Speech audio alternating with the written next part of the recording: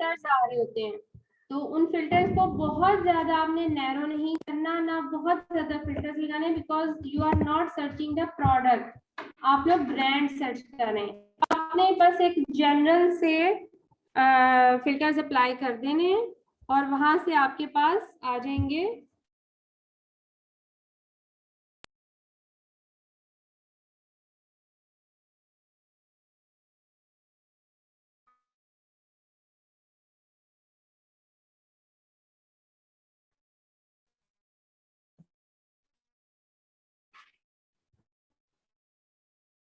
Product plus उनके, ठीक है, क्योंकि आपका अल्टीमेट गोल कहाँ पर पहुंचना है, वेबसाइट के ऊपर पहुंचना है, जहां से आप उनकी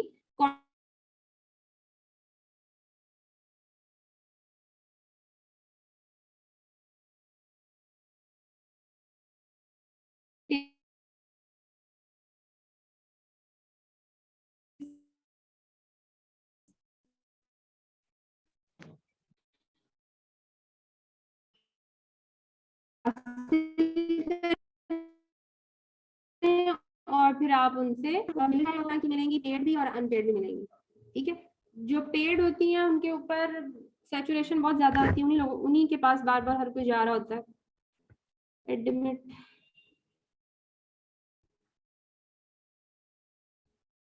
यहाँ तक आपको कल समझ आ गई थी कि कैसे हमने ब्रांड्स को सर्च करना है, डिस्ट्रीब्यूटर्स को और होल सेलर्स को भी हमने बिल्कुल सेम वे में सर्च करना है। अब हमारे पास नेक्स्ट स्टेप आ गया कि हमने जो होल सेलर्स या डिस्ट्रीब्यूटर्स हैं उनकी डायरेक्टरीज में से कैसे अपने ब्रांड्स, आपको वहां से ब्रांड्स की मिलेंगे, ब्रांड्स की डायरेक्टरीज अलग होंगी। हम अभी डिस्ट्रीब्यूटर्स डायरेक्टरी यूएसए,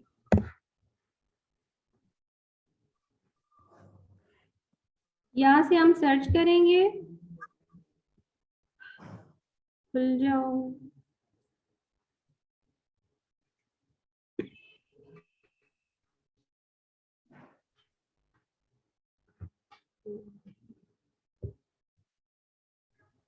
ऐड के ऊपर आप लोग बेशक न जाएं,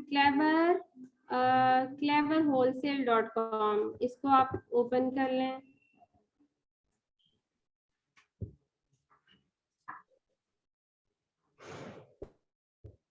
ये फर्दर आपको डायरेक्टरीज बता रहा है, 10 डायरेक्टरीज।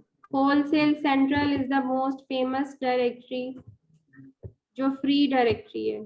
डिस्ट्रीब्यूटर लिस्ट है, कंज्यूमर गुड्स, ये देखें, ये आपके पास डायरेक्टरी आ गई। इसका मतलब, डायरेक्टरी का मतलब ये है कि ये एक ऐसी वेबसाइट है जिसके ऊपर बहुत सारे डिस्ट्रीब्यूटर्स और होल सेलर्स ने अपनी लिस्टिंग की हुई है, अपनी वेबसाइट की लिस्टिंग की हुई है, अपनी प्रोडक्ट की लिस्टिंग नहीं की हुई। यहाँ से आपको डिफरेंट कैटेगरीज मिलेंगी, ठीक है। जब आप यहाँ पर अकाउंट बनाएंगे तो आपको डिफरेंट कैटेगरीज मिलेगी। यहाँ ABC के साथ आ रहे हैं,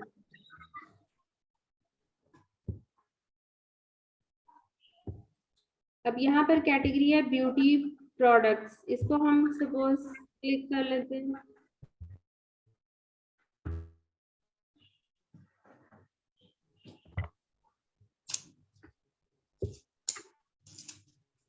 ये भी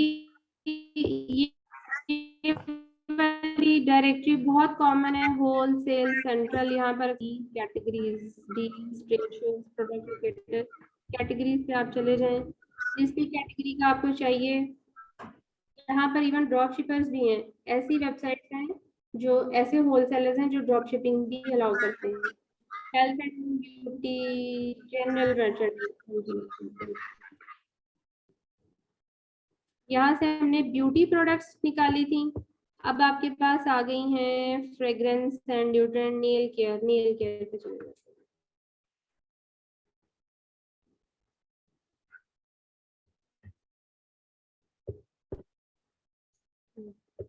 नेल केयर प्रोडक्ट्स के ऊपर आपके पास आ गई हैं wholesale suppliers of nail care products. ये तो आपको वो नहीं लग रही उनकी स्टेट्स के नेम, है ना? अब ये स्टेट वाइज देगा। मोंटाना में जाते हैं,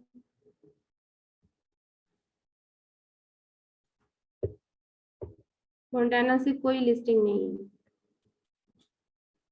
अल्बामा से जाते हैं, इसमें भी कोई नहीं है।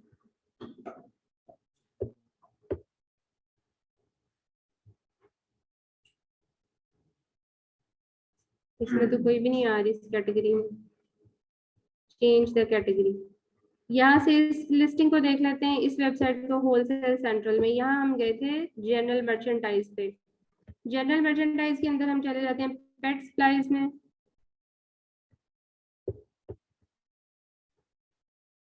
ये देखें, उसने आपको रिजल्ट दे दिया और उसके अंदर जितने उस कैटेगरी के सप्लायर्स हैं उनका नेम आ गया। अब यहाँ से आपने उसका नेम कॉपी करना है और गूगल में सर्च कर लेना है।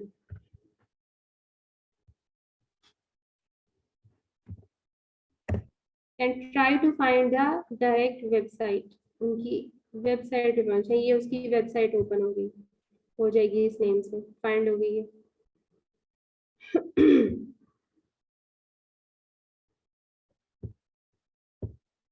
ठीक है, तो जब आप इसकी वेबसाइट के अंदर आ गए, आपको उसकी प्रोडक्ट्स भी पता चल जाएंगी, उसके पास कौन कौन सी प्रोडक्ट्स हैं।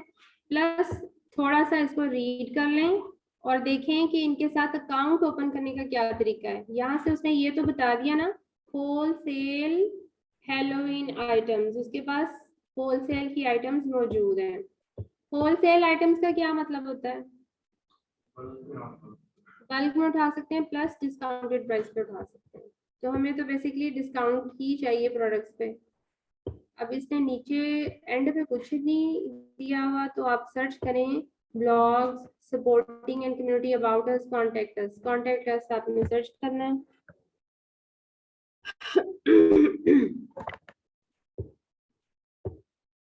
ये उसका ईमेल है, फोन नंबर है। The best way to reach out is the email. अगर ईमेल पर रिप्लाई नहीं आ रहा, ज्यादा दिन गुजर गए हैं, आप उनको कॉल भी कर सकते हैं। यहाँ पे जो उन्होंने प्रोडक्ट लिस्ट दी हुई है, वहां से आप कोई भी प्रोडक्ट सिलेक्ट कर सकते हैं, उनकी प्रोडक्ट्स चेक कर सकते हैं, उनकी प्राइसेस चेक कर सकते हैं। समटाइम्स प्राइसेस शो नहीं होती, लेकिन इन्होंने लिखी हुई है, ये देखें।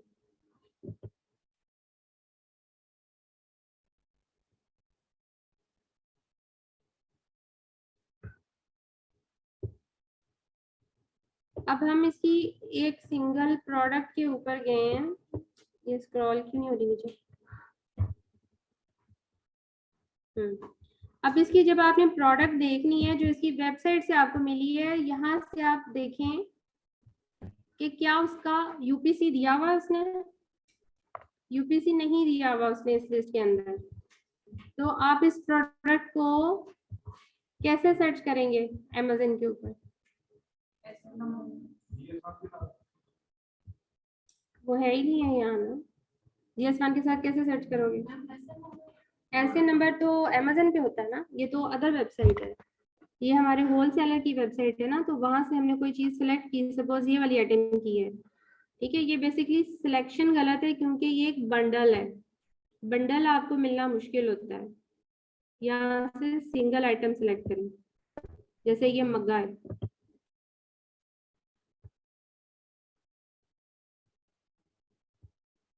ठीक है, तो बताने का मतलब ये है कि जब तक आपके पास यूपीसी नहीं है, आप उस प्रोडक्ट को ढूंढते ढूंढते ख्वार हो जाएंगे अमेज़न के ऊपर।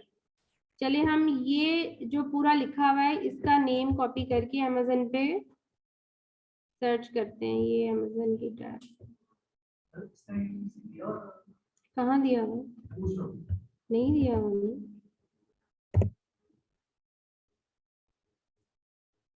ये जो है ना 14 OZ नंबर 27420, ये उसका अपना SKU है। ये अमेज़न पे आपको मिलना बड़ा ही मुश्किल है। जस्ट उसका नेम लिखा है यहाँ पे और सर्च किया। वो उसने अपना SKU क्रिएट किया हुआ था, SKU जिसको कहते हैं, ये मिल गया। We are very lucky.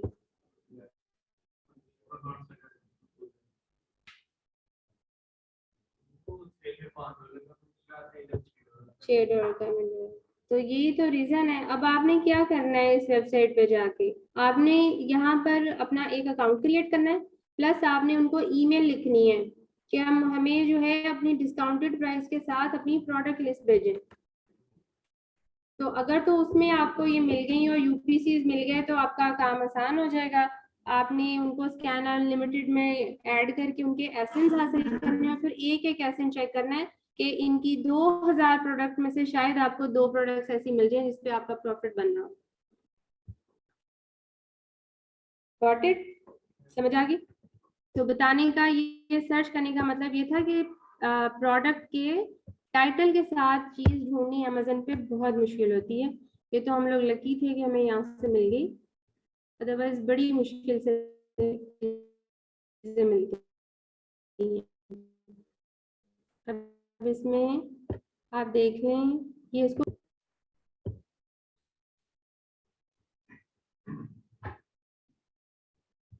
Directories आपको समझ आ गई हैं? डायरेक्टरीज ऐसी वेबसाइट्स होती हैं जिनके ऊपर डिस्ट्रीब्यूटर्स या होलसेलर्स ने अपनी वेबसाइट्स के लिंक्स दिए हुए होते हैं, नेम दिए हुए होते हैं, छोटा मोटा इंट्रोडक्शन दिया होता है और अपनी कैटेगरी बताई हुई होती है। वहां से आप अब उनके नेम कॉपी करके गूगल पे जाके उनकी वेबसाइट सर्च करके तो उनसे कांटेक्ट कर सकते हैं। ये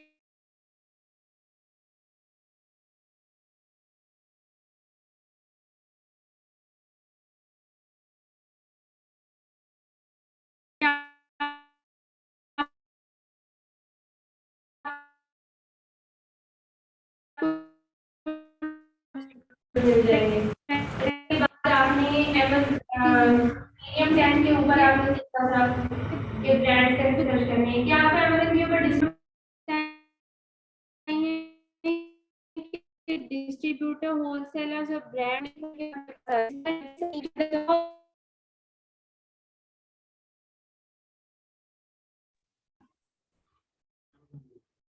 जैसे मतलब हमने डायरेक्टरी के अंदर जाके सर्च कर लिया ना, आप क्या लिखेंगे उसके ऊपर बताएं? ये मैं अमेजन पे चलेगी, आप क्या लिखेंगे सर्च करने के लिए? अमेजन के ऊपर तो जो लिस्टिंग हुई हुई है वो तो सिंगल सिंगल आइटम की हुई है ना, ठीक है, वो तो अदर और उसे होलसेल पे चीजें नहीं, लेकिन आपको इस तरह डायरेक्टली कोई नहीं मिलेगा होलसेल। रिटेल आइटम की ही होती है क्योंकि अमेजन एक रिटेल शॉप है।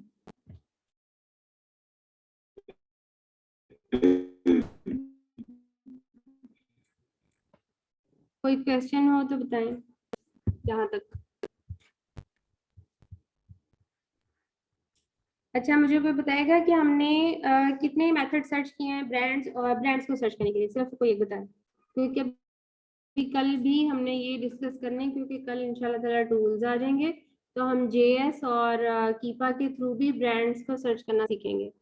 ठीक है, अभी तक हमने मैनुअल सर्च किया है through Google, through directories, paid directories भी होती हैं और अनपेड भी होती हैं। इसी तरह आपके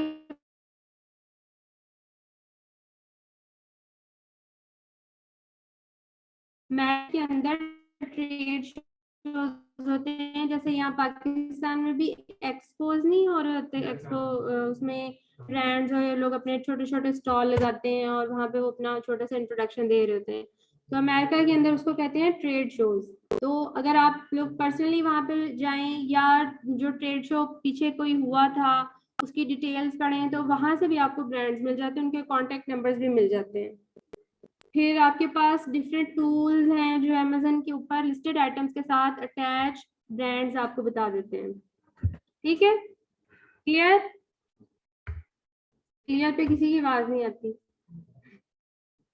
ठीक है, इसमें कोई रॉकेट साइंस नहीं है। आप कोई भी नीश सेलेक्ट करें और गूगल के ऊपर जाके सर्च करें, आप लोगों को ढेर ढेर आप मिल जाएंगी चीजें। सिर्फ आपका एक टेम्परामेंट होना चाहिए चीजों को सर्च करने का। अच्छा जी, उसके बाद हमने डिस्कस करना है how to ungate categories. Gated categories कौन सी हैं और गेटेड कैटेगरीज कौन सी हैं? किन कैटेगरीज को अमेज़न बैन करता है?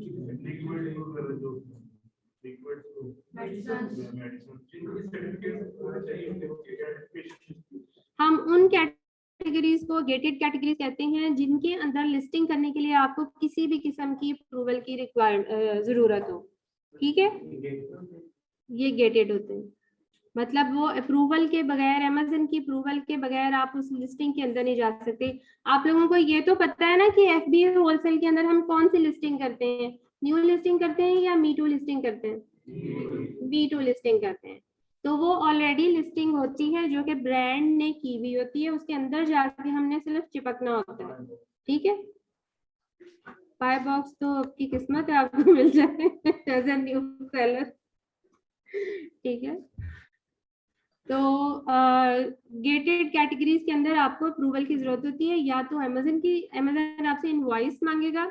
आज हम डिस्कस करेंगे कि एक गेटेड कैटेगरी को अनगेट कराने के लिए अमेज़न क्या क्या डॉक्यूमेंट्स रिक्वायर कर सकता है। ठीक है, सबसे इंपॉर्टेंट होती है आपकी प्रोडक्ट्स की इनवॉइस। ये मेरे अपने नोट्स हैं, इनको ना देखें आप लोग।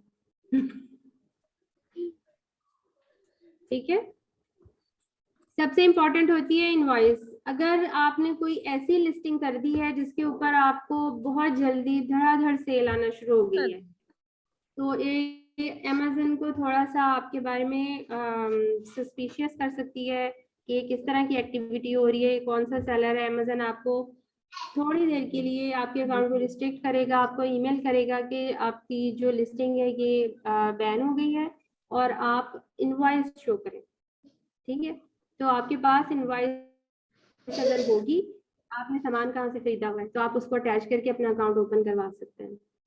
अदरवाइज जहाँ से भी खरीदा हो, but that invoice should be on your business name. मारो में दवाई भी नहीं देनी। आपकी कंपनी का नाम हो हक ट्रेडर्स और आप बाहर आ, थू करो, जरा निकालो मुंह से, थू करो, थू ऐसे करो, बुबा साफ करो। ये थू कौन करा रहा है? इसको हम किसी तरह से म्यूट नहीं कर सकते? कैसे?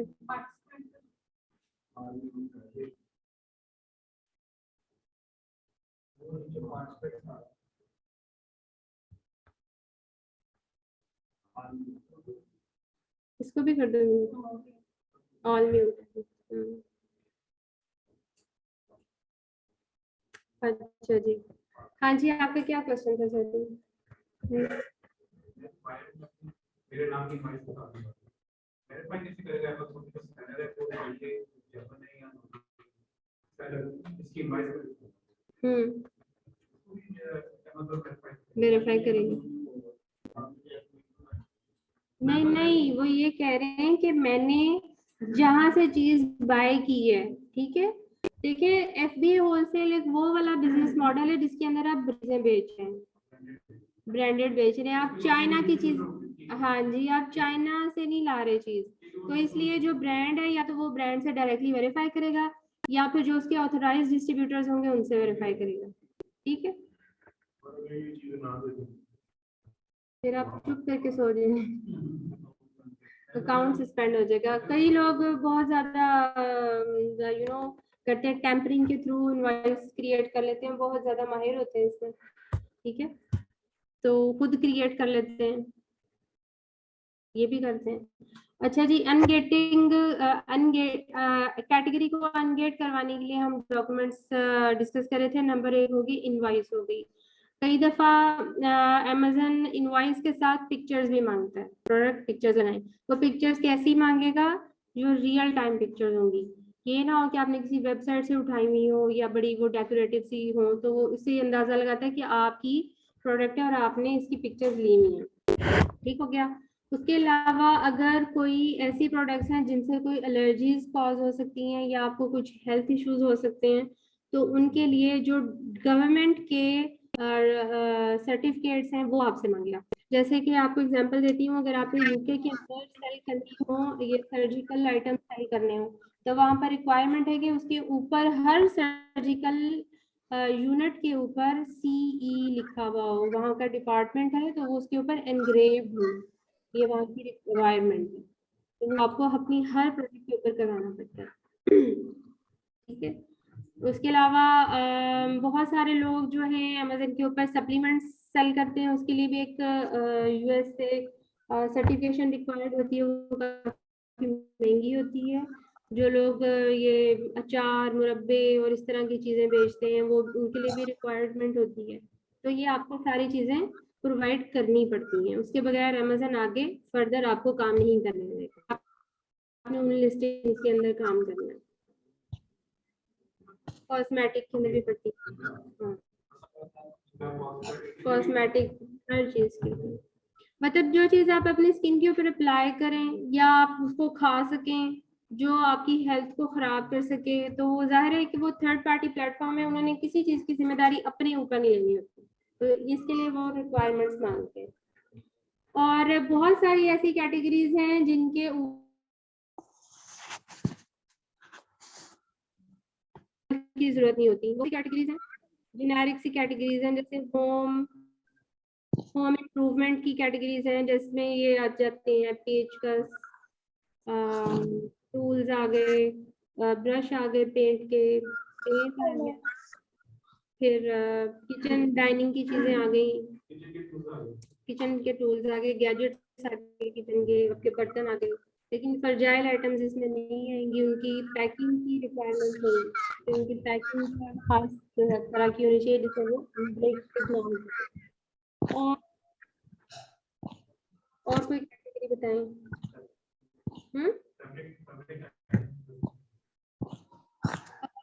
फैब्रिक में भी बहुत सारी आइटम जो है वो जेनेरिक नहीं होती, ठीक है। जैसे अगर कोई सेल करना चाहे जी, वहां पर डॉग्स लोग रखते हैं, डॉग्स के बैंडनास होते हैं, इधर कॉलर से नहीं बांधते कुत्तों को, वो तो उसके लिए जी ब्रीथेबल हो, सेल का हो, वो फिर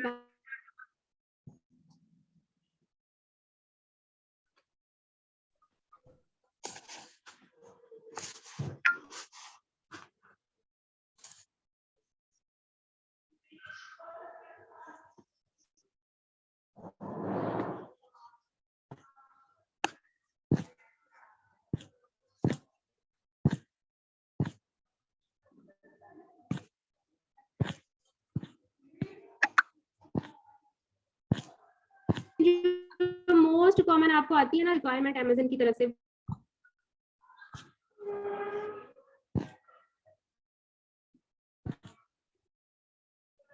चलिए जी आज हम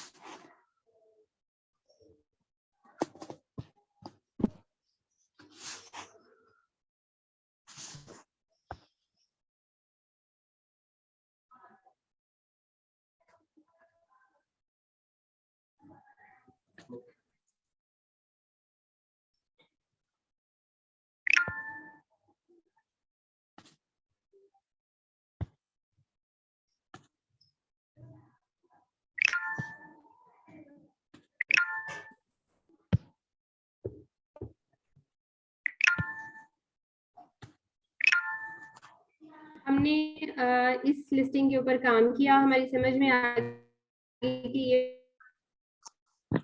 प्रोडक्ट हमारे लिए प्रॉफिटेबल है, हमने इसके सारे वेयरअबाउट्स चेक कर लिए, ठीक है। अब हमें क्या करना है, हमने इसका एसएन कॉपी करना है और अपने सेलर सेंट्रल पर चले जाना है, जो कि जाहिर ही जान है। ये हमारा सेलर सेंट्रल का इंटरफेस है, ठीक है। हमें इस तरह से नजर आता है, ये मेरे पास यूएई का अकाउंट है, वहां पे मैं इसको ऐड कर रही हूँ। ड्रॉप डाउन पर जाएं, कैटलॉग, ऐड प्रोडक्ट। यहाँ पर अमेजन आपसे पूछता है I am adding a product not sold on Amazon. यहाँ पर जब आपके पास न्यू प्रोडक्ट होगी तब आप जाएंगे, ठीक है। अभी फिलहाल जो आपने एसएन कॉपी किया यहाँ पेस्ट कर दें और सर्च करें, ठीक है। ये फ्राइंग पैन सेल करने के लिए मुझे approval required, apply to sell. यहाँ पर आप क्लिक करेंगे तो अमेजन आपको बताएगा कि आपको किस तरह की अप्रूवल चाहिए, रिक्वेस्ट अप्रूवल।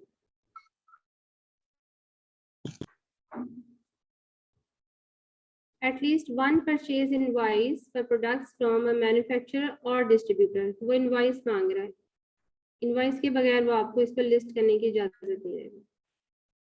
मैंने तो फ्राइंग पैन बड़ा ढूंढ के निकाला था कि करने देगा लिस्ट।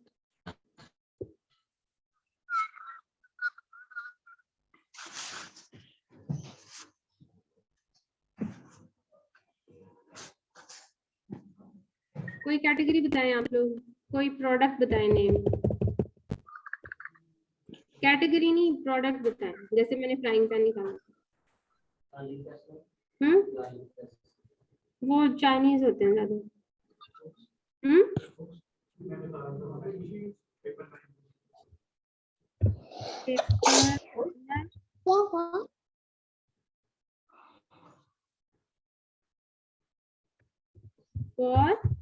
और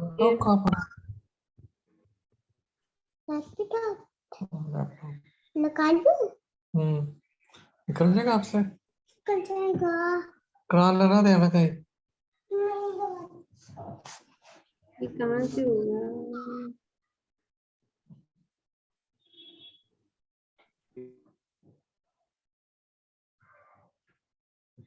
मेरी बच्चे खाने तो रात खा सब तेल से खाने का मजा मत है ना।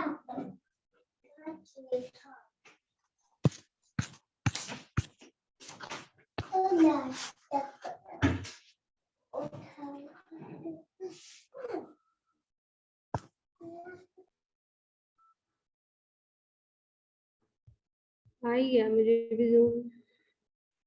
चले जी, अब इसमें से हमने कोई ढूंढनी है ब्रांड, कोई भी लिस्टिंग, इसको देख लेते हैं। कुछ लिस्टिंग्स ओपन कर लेते हैं जिसको ये हमें लिस्ट करने दें।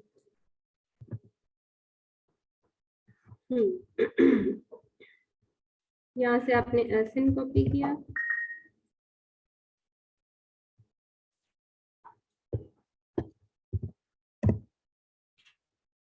Apply to sell. यहाँ हम लिखते हैं पेपर लाइनर, पेपर लाइनर। अब ये देखिए, इस लिस्टिंग के ऊपर इस टाइटल के साथ या जिसके टाइटल में पेपर लाइनर आ रहा है, अमेज़न ने वो सारी मुझे यहाँ पर दिखा दी है। ये जाता क्यों नहीं है? ठीक है, जिसके ऊपर अप्लाई टू सेल है वहां पर अप्लाई टू सेल आ रहा है, जिसको वैसी परमिशन दे रहा है वहां पर सिलेक्ट द कंडीशन आ रहा है। हमने यहाँ से न्यू की एंड सेल दिस प्रोडक्ट, इसके ऊपर आ गए।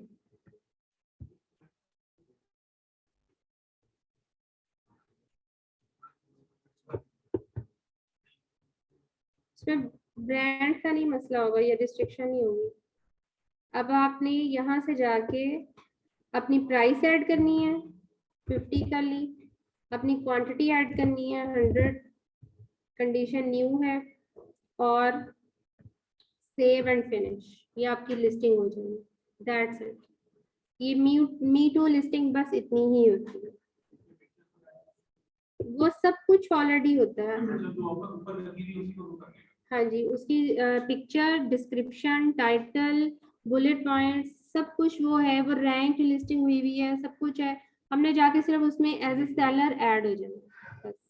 तो मी टू लिस्टिंग में बस इतना ही काम होता है, इसमें और कोई काम नहीं होता।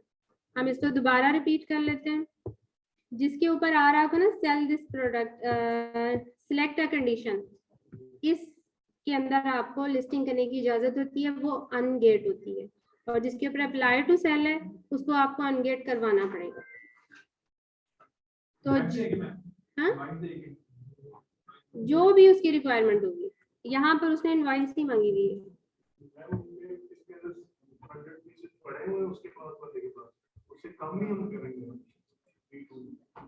क्या आप अपनी लिस्टिंग कर रहे हैं?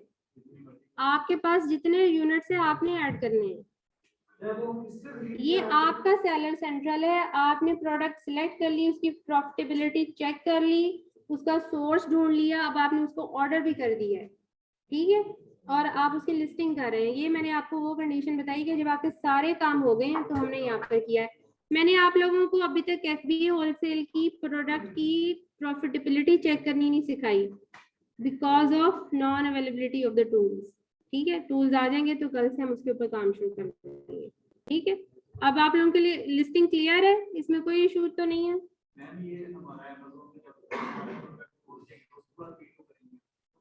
आपने पहले शिपमेंट क्रिएट करनी होती है, इसलिए आपको लिस्टिंग पहले करनी पड़ती है। लिस्टिंग क्रिएट करने के बाद आप बेशक उसमें क्वांटिटी 0 कर दें ताकि आपकी वो ऑन ना हो जाए, तो फिर आपने उसमें शिपमेंट क्रिएट करनी होती है उसी लिस्टिंग की बेस के ऊपर, इसलिए लिस्टिंग आपको पहले करनी पड़ती है। इसी तरह जब आप उस पर जाते हैं PL पे, PL में भी आप पहले लिस्टिंग करते हैं, लिस्टिंग करके फिर आप अपनी शिपमेंट्स क्रिएट करते हैं, उधर से चीजें भेजते हैं। जहां पर आपने FBA की सर्विसेज लेनी है आपको पहले ये करनी पड़ती है, वो ऑन हो जाएगा। ठीक है, अब यहाँ पर FBA होलसेल में ये होता है कि जब आपकी शिपमेंट क्रिएट हो गई, वो अमेज़न ने आपको एक होता है FNSKU नंबर असाइन करना होता है हर यूनिट के, आपके जो बॉक्स होता है उसके अगेंस्ट वो इशू करता है, तो वो आपने वो FNSKU प्रोवाइड करना होता है अपने सप्लायर को।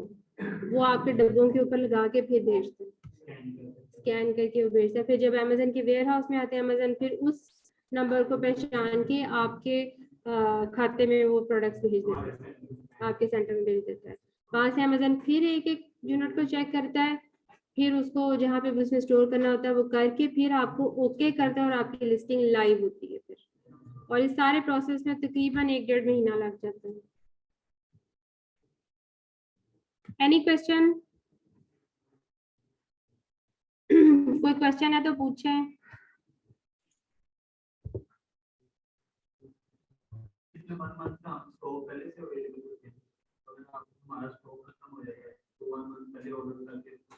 हाँ जी, FBA होलसेल में आपकी जो होती है ना buying from the supplier, supplier को सर्च करना और प्रोडक्ट को सर्च करना, प्रोडक्ट को बाय करना, ये एक ऑन गोइंग प्रोसेस होता है। आपने ये नहीं करना होता कि बस मैंने 100 यूनिट मंगा लिए, बस अब मैं चुप करके बैठ जाऊँ। आपने नए सप्लायर, नए डिस्ट्रीब्यूटर ढूंढते रहना होता है, उनसे अकाउंट ओपन करते रहना होता है, अपने लिए प्रॉफिटेबल प्रोडक्ट्स ढूंढते रहना होता है, क्योंकि ये आपका एक ऑन गोइंग बिजनेस है। जैसे प्राइवेट लेवल में आपने एक प्रोडक्ट सर्च की, उसकी सोर्सिंग कर ली अच्छी सी, उसके 1000-2000 मंगवा लिए और फिर उसकी रैंकिंग पे काम करते रहे। ठीक है, जब वो सेल हो गई या नियर टू फिनिश है तो आपने रीऑर्डर करके रीस्टॉक कर लिया, तो उसमें आप एक प्रोडक्ट के ऊपर काम कर रहे होते हैं। यहाँ पर आपने मल्टीपल प्रोडक्ट के ऊपर काम किया। हाँ, इसमें आपका काम ही सोर्सिंग और प्रोडक्ट हंटिंग है, इसके अलावा आपका और कोई काम नहीं है इस बिजनेस मॉडल में।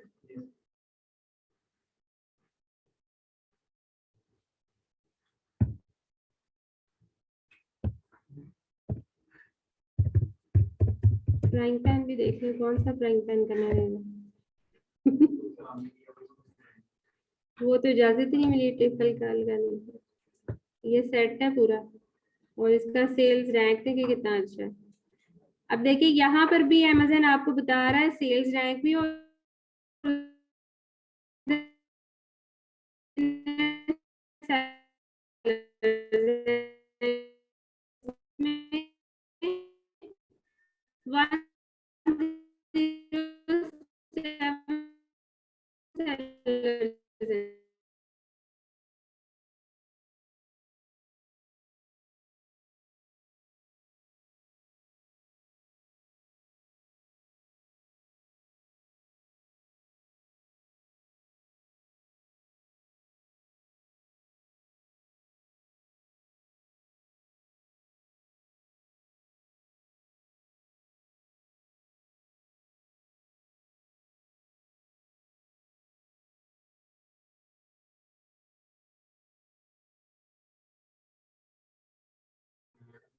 कुछ लोग मेरे साथ प्रोडक्ट हंटिंग पर हैं, ठीक है, आप दोनों हैं और आप लोग हैं, है ना, और इधर से भी था ये आप, है ना, हाँ। तो आप लोगों ने अपनी अपनी कैटेगरीज आपको मैंने बताई थी, स्पोर्ट्स आप लोगों की जनरल है, जनरल मर्चेंडाइज कोई सी भी आपका है, ठीक है, और आपकी होम एंड किचन है, और बाकी क्लास की कोई सी भी कैटेगरी आप लोग सर्च कर लें, आप लोगों को नहीं है, रिस्ट्रिक्शन नहीं है, लेकिन आप लोगों ने एक एक प्रोडक्ट सर्च करनी है लाजमी with sourcing for FBA wholesale, ठीक है। और ये आप लोगों ने मुझे किस दिन सबमिट करवानी है बता दें। नहीं मंडे को नहीं, आपका ऑफिस का मसला है, इस वजह से चले आप मंडे को करा दें, जिनका ऑफिस का है मसला वो मंडे को करा दें, बाकी लोग जितनी जल्दी कर सकते हैं करें, ठीक है। इसमें आप लोगों ने स्टार्ट कहाँ से लेना है बताएं।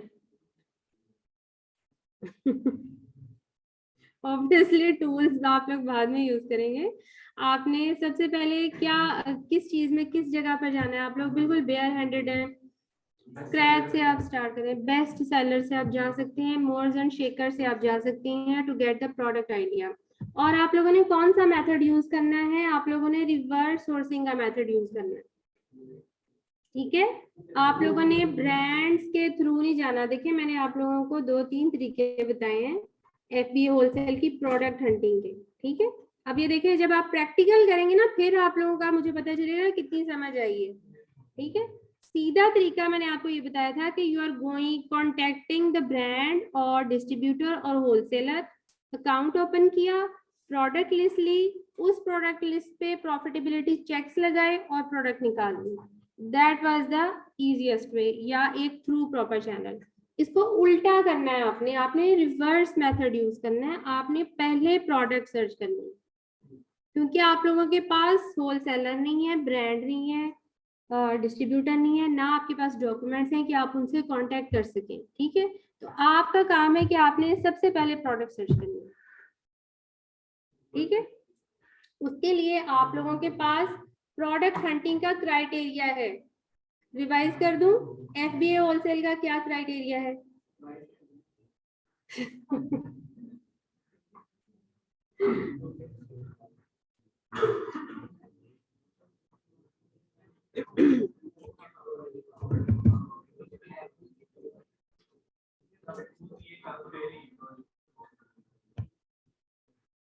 हाँ जी, ये आपका क्राइटेरिया है इसकी, चाहे तो पिक्चर बना लें,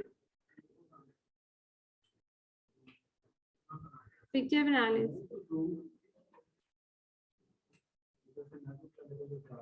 जूम नहीं हो सकती ना, आगे आके बना लो दूसरी।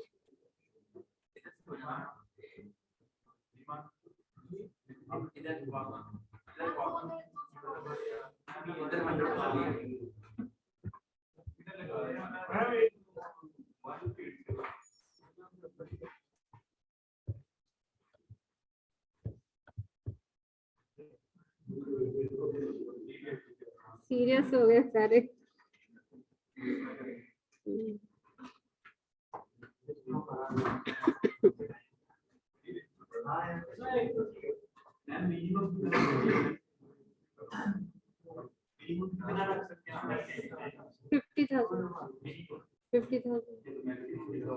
मैक्सिमम इसमें 1 होता है, मतलब जो एंड लिमिट है मैंने वो लिखी हुई है, आप एक की तरफ आएंगे तो वो अच्छा होगा ना, ठीक है। तो 50,000 से आप लोग नीचे ना जाए, सही है। जनरल जो ज्यादातर लोग यूज करें वो ये क्राइटेरिया यूज करें। जब हम 50,000 का BSR लेते हैं तो हमारे पास वो प्रोडक्ट्स आती हैं जिनकी सेल्स बहुत अच्छी होती है, आप चाहें तो आप 1 लाख तक चले जाएं, आप चाहें तो आप 2 लाख, आपका सेल्स रैंक गिरेगा, आपकी सेल्स गिरेगी, आप 3 लाख का ले लें। 10 BSR, ये आपकी अपनी बात निगेट हो रही है कि इस तरह तो वो सिर्फ चंद ब्रांड आएंगे, चंद प्रोडक्ट्स आएंगी, जिन आप अपनी सर्च को बहुत नैरो कर रहे हो इस तरह से।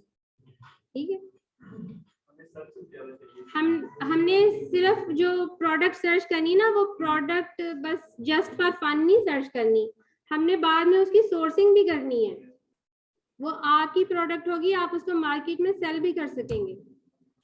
ठीक है, इस चीज को माइंड में रखिए आपने करना है। अब आप सपोज आप नाइकी की प्रोडक्ट सर्च करके ले आते हो, तो नाइकी वो छोटे छोटे सेलर्स को मुंह लगाएगा, उसे तो रिप्लाई नहीं करना आपकी मेल का। ठीक है,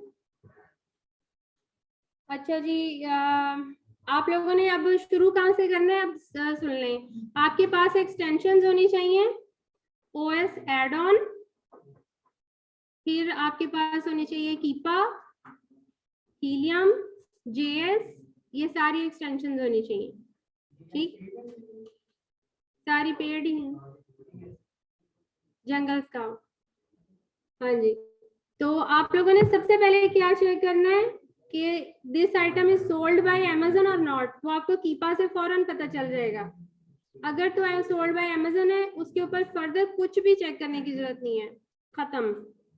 ठीक है, वहीं पे उसको क्लोज कर दें। फिर आप दूसरे नंबर पर जाएं एंड वहां से देखें कि उसके नंबर ऑफ सेलर्स कितने हैं। उसके नंबर ऑफ सेलर्स कम से कम 3 होने चाहिए, 3 से कम नहीं होने चाहिए। 3 जो है, 3 भी अलग अलग होने चाहिए। ये ना हो कि एक ही सेलर 2 बार रिपीट हुआ हो एफबी और एफबीएम में। ठीक है, फिर है आप उसकी रेटिंग देखें, रेटिंग 4 से कम नहीं होनी चाहिए। प्राइस बहुत मैटर करती है, $15 से कम वाली प्रोडक्ट पर ना जाएं, उसके पीछे आपको कुछ नहीं बचता। जब आप एफबीए सर्विसेज लेते हैं तो उसमें फिर आपको सेंट्स में पैसे बचते हैं। प्रॉफिट की 20 से 25% लोग कहते हैं, 25 to 30 भी लोग लेते हैं, तो 25 का मिनिमम आप रखें।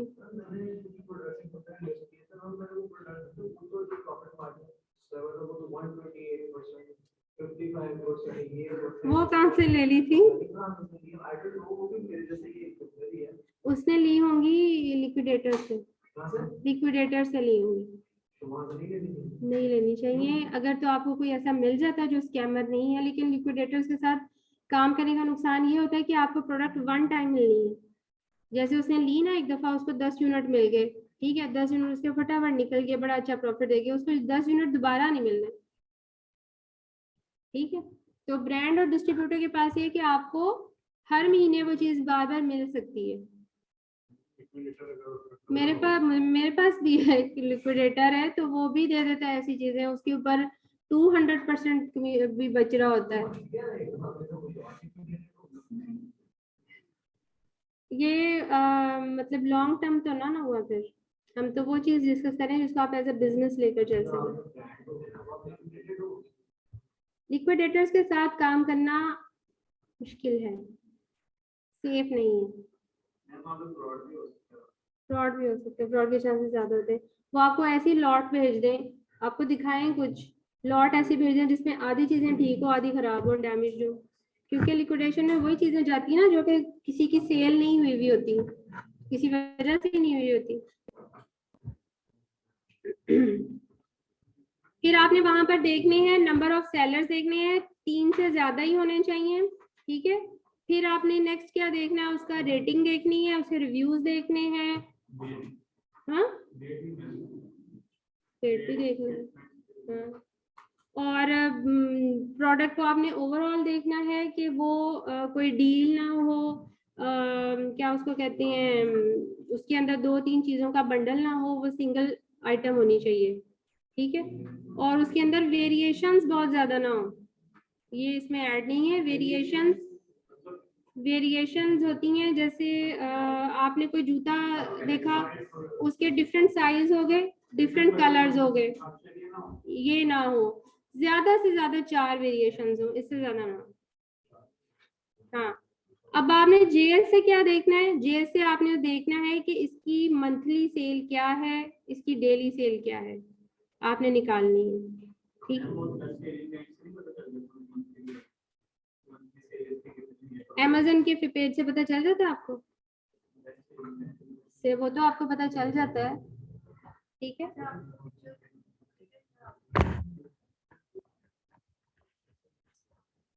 हाँ जी, आप लोगों ने मुझे थर्सडे तक ये प्रोवाइड करनी है प्रोडक्ट। आप लोगों ने जितना भी काम किया थर्सडे तक दे दें, और जिनके ऑफिस का मसला है वो बेशक मुझे मंडे को दे दें। अब सारे मंडे को ही दें। और